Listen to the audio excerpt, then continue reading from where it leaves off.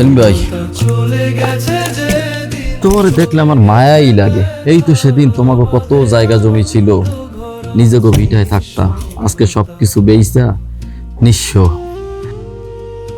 সবই হয়েছে তোমার ভাই বোনের চক্রান্তে। আহারে, শুনছি তোমার ছোট ভাই নাকি তোমার বোন জামাইর লগে ব্যবসা করছে, এটা নাকি ধরা খাইছে। ঘটনা কি সত্যি? আমি জানি না কিছু ভাই, যা তো, এগুলা নিয়ে কথা বলতে আমার ভালো লাগে না, যা।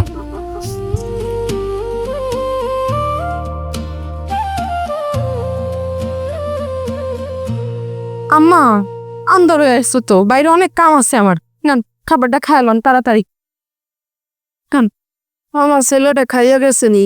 না, সে তো কামের থেকে আইসা তারপর খায়, খাওয়া যায় না তো।